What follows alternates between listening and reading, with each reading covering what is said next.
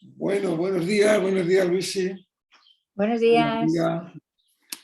Después de tanto tiempo voy a hacerte por primera vez una entrevista a raíz de ese estupendo trabajo que habéis publicado ahí en el hospital donde trabajas, que es en La Mancha Centro, en Alcázar de San Juan, en Ciudad Real.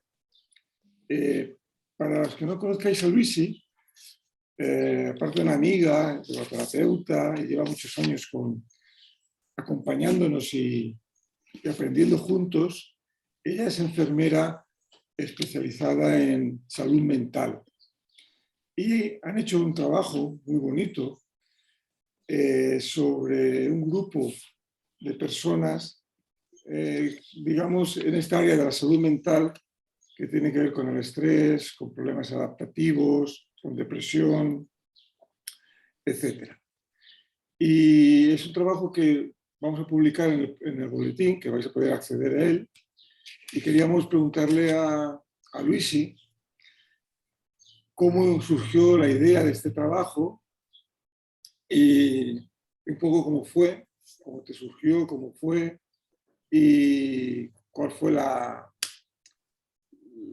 los obstáculos que te encontraste dentro de trabajar con esto, dentro de sanidad, cómo lo recibieron los pacientes o los usuarios y qué conclusiones sacasteis de este trabajo, ¿no? Un poquito, aunque ya está expuesto, para que tú nos lo expliques en breve y que podamos entenderlos todos, ¿no? Porque esos tipos de lectura de gráficos, estadísticas, etcétera, si no estás muy acostumbrado es un poco difícil de entender.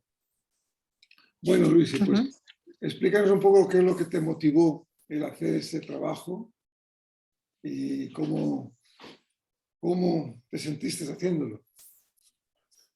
Pues, a ver, la motivación vino por dos partes. Por una parte, la parte sanitaria. Yo soy enfermera especialista, entonces en nuestra labor tenemos varias funciones. La primera es la parte asistencial, que prácticamente ocupa el 95% del trabajo.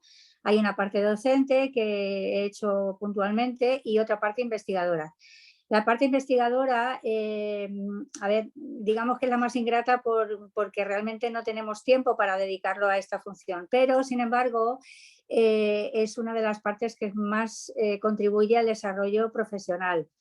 Entonces, bueno, era una inquietud que siempre había tenido y pues llegó un momento en que dije, mira, voy a hacerlo, ¿no? Eso por mi parte sanitaria. Por mi parte de profesora yoga terapeuta, a ver, yo me formé en el año 2004-2008 como profesora de yoga, después hice 2010 la parte de yoga terapia contigo en Pranamanas Yoga y seguimos en formación continuada. Entonces, la idea era poder visibilizar el trabajo que estamos haciendo dentro del hospital, en lo que en principio surgió como sesiones de relajación que me encargaron hacer hace unos años y que con el tiempo, a medida que yo me fui formando en yoga, fui incluyendo la parte de yoga para, en principio, inducir trabajar la relajación física por un lado y la relajación mental al final, porque diferenciamos muy bien esas dos partes que en realidad es el contenido de una sesión de yoga más clásica, ¿no? La yogaterapia que conocemos es un nivel como más avanzado, pero en principio los pacientes que tengo casi siempre vienen sin conocer el mundo del yoga y entonces yo tengo que adecuarme siempre a ese nivel, ¿no? Entonces, la inquietud que tenía era mostrar lo que verdaderamente hacemos y, sobre todo, hacer llegar al paciente que hay una serie de herramientas muy poderosas, muy importantes, para poderles convertir en agentes de su propia salud.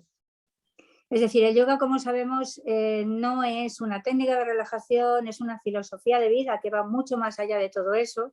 Tiene herramientas muy importantes, muy interesantes para poder confeccionar un guión y que esto pueda llegar a la persona que acude a la sesión. En principio, los pacientes acuden por una sintomatología, por una crisis vital que aparece en su vida y quieren resolver esto.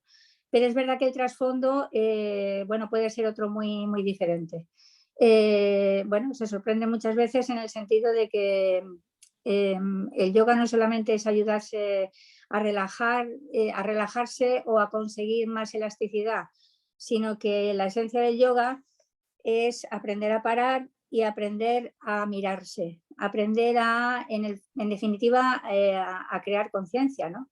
A crecer como persona, como ser humano, ¿no? Entonces es un proceso, por supuesto, que requiere un tiempo y un espacio, y mi inquietud era poder visibilizar todo esto, porque además lo hacemos en el hospital, en el sentido de que, bueno, es algo novedoso, pero es verdad que tengo muchísimas derivaciones, incluso ahora mismo hay lista de espera, ¿no?, para poder entrar, porque son grupos limitados, y bueno, ahí estamos trabajando. ¿Cómo es recibido eso por los usuarios, por los pacientes? Es decir, ¿cómo fue dentro del estudio? ¿Lo cogieron con ganas? ¿Fue más bien una persona con depresión, un grupo de personas con depresión, trabajando con ellas? ¿Eso cómo fue la experiencia en algo que tenía que ser metodológico, ya que suponía unos días de práctica, unos trabajos a hacer, etcétera, ¿no?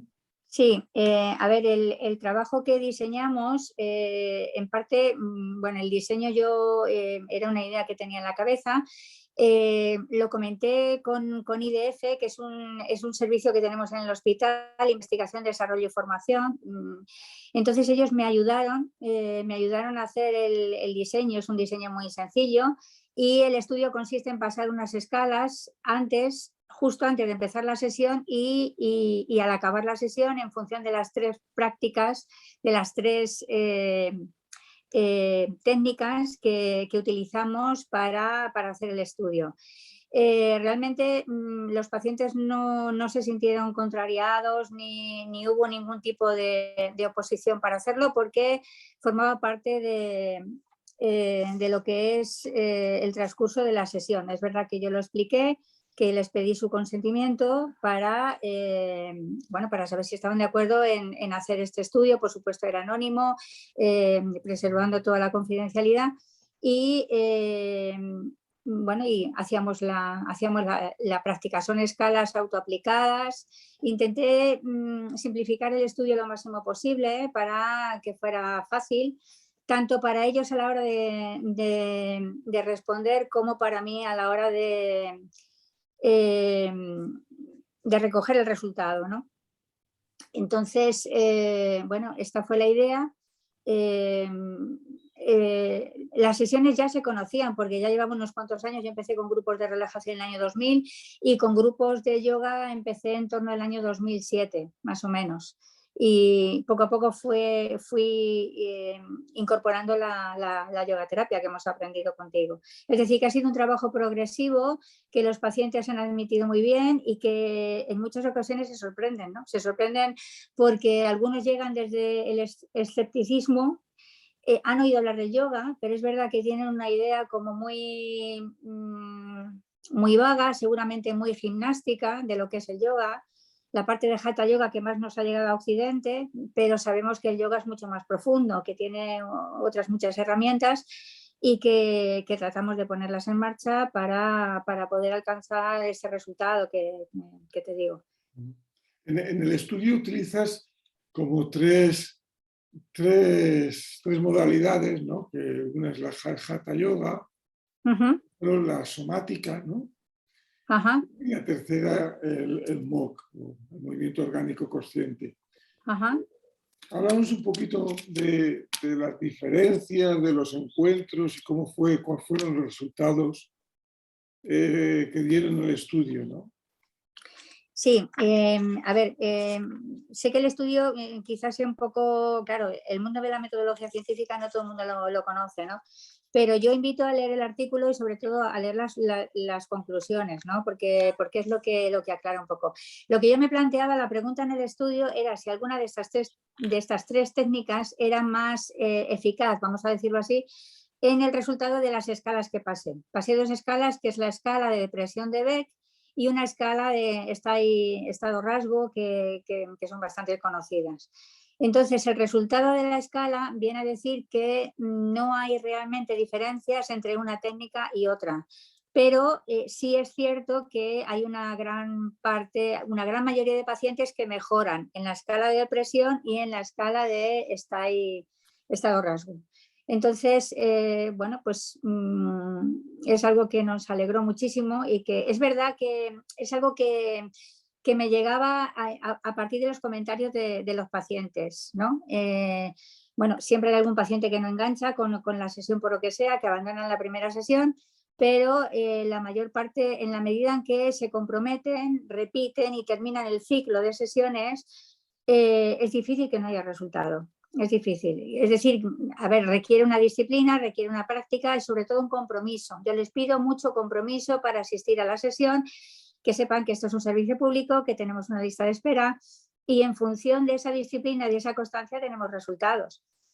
Entonces, el resultado fue este, que es verdad que los pacientes ya comentaban que les iba bien, que hay muchos de ellos que quieren repetir y bueno, se sorprenden, ¿no? Lo que es sentir el yoga, ¿no? Empezar a conocer el yoga en sí mismos y poder incluso parar. Yo he tenido algún paciente que se sentía sorprendido, como diciendo, uff, por fin he podido conseguir esta calma, ¿no? Es verdad que vivimos en un mundo muy estresado, muy acelerado. Bueno, últimamente con el tema COVID se ha incrementado mucho más. Es verdad que este estudio hace años que lo hicimos, fue en el periodo 2013-2015, pero seguimos trabajando en ello. Y yo creo que una de las cosas que pone de manifiesto es la importancia que tenemos de parar, de respirar y de sentirnos más, porque estamos en mitad de una crisis muy importante. Y bueno, y esto que parece una frase bonita, una crisis verdaderamente es una oportunidad, es una oportunidad. Y si uno lo sabe aprovechar, esa oportunidad se puede convertir en un trampolín, ¿no? En un trampolín para aprender a conocernos más, a sentirnos más y a partir de ahí, bueno, pues seguir creciendo, ¿no? Gracias al yoga también. ¿Cómo fue acogido por los demás, por tus compañeros, compañeras? Es decir, por ejemplo, estas personas iban al psiquiatra, se les redujo la medicación, hablaste con los psiquiatras dentro del estudio, ¿estuvieron interesados o ha sido algo muy aislado dentro del módulo donde tú trabajas? No, para nada. O sea, una de las funciones que tenemos dentro del trabajo donde yo estoy, que es la unidad de salud mental, es decir, trabajo en consultas externas de salud mental, donde el paciente es ambulatorio, es decir, vive en su casa y viene a consulta. Entonces, una de mis funciones fundamentales es la coordinación. Yo todo lo que hago está en coordinación con el psiquiatra, con el psicólogo, con la trabajadora social, es decir, compartimos toda la información, porque también es una forma de saber cómo podemos ayudar mejor al paciente. Entonces, en todo momento ellos han sabido que yo estoy haciendo un estudio de relajación, lo presenté en sesión clínica, han sido 2 sesiones clínicas las que hemos presentado, primero fue el diseño y después en una segunda parte ha sido el resultado y bueno, muy bien, o sea que fue muy bien aceptado y bueno, como te decía anteriormente, es que la investigación, a pesar de lo ingrato que puede resultar en principio por la falta de tiempo, pero es verdad que es algo que, entre comillas, puede demostrar, a ver, faltan muchos más estudios, evidentemente, quiere decir que uno sabe dónde empieza, pero no sabemos dónde se termina, ¿no? Pero es una forma de visibilizar en el mundo científico, bueno, lo que estamos haciendo, ¿no? Y lo que se está haciendo en un hospital. Entonces fue muy, muy bien acogido. Qué bueno. O sea, decir que por parte del equipo donde trabajas y el resto de personal sanitario, de profesionales, el hecho de que se haga yoga o se hagan estas técnicas, lo acogen bien, ya les suena como una posibilidad que no es nada de, digamos, anormal dentro de sus propios creencias o de sus propias metodologías referente a lo que es tratar a un enfermo ciertas Eso es. patologías, ¿no? No es nada raro, todo lo contrario. Hay algún compañero que me dice que se quiere apuntar conmigo a las clases también. Qué bueno, Porque los profesionales también estamos necesitados, o sea, esto también es verdad. Sí, yo creo que es una buena idea de que pudieras darle clases sobre todo clases de yoga a tus compañeros dentro del hospital. Primero porque la profesión médica hoy está muy estresada. Y segundo, para que puedan conocer mejor y valorar lo que se hace y lo que es, ¿no?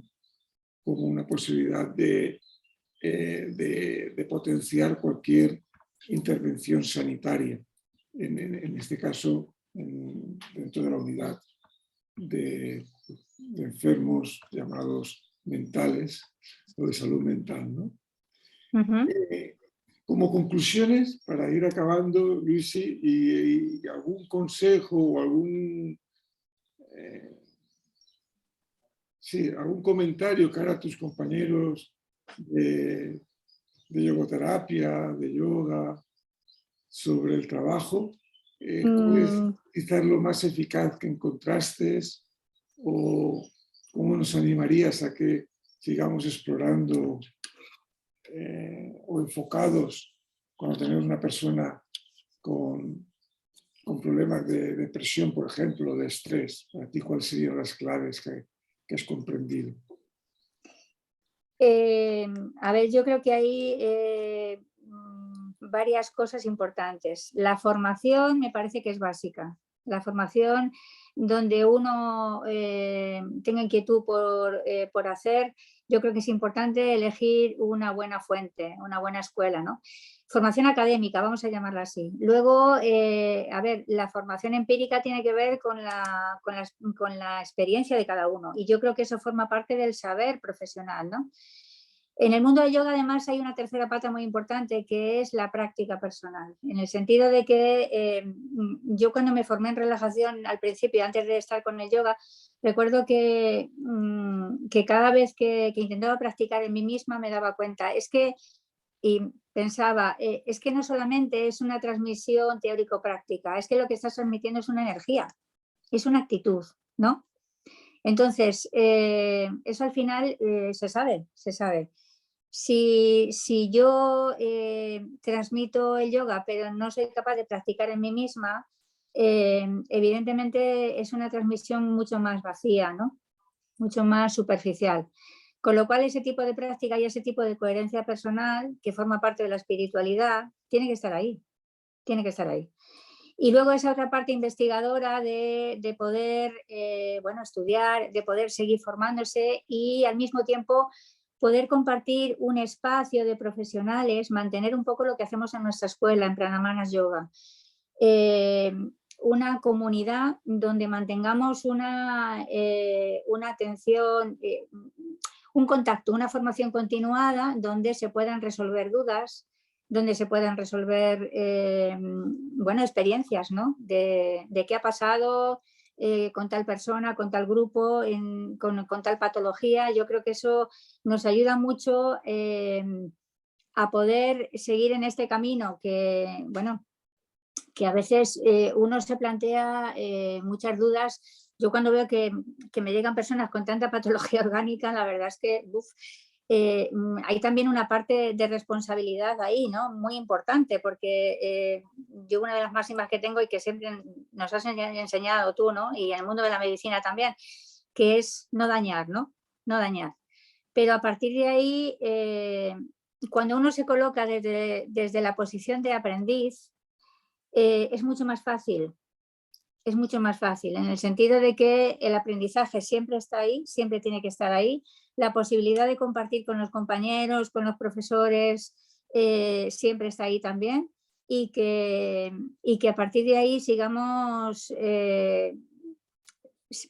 avanzando, sigamos creciendo, ¿no?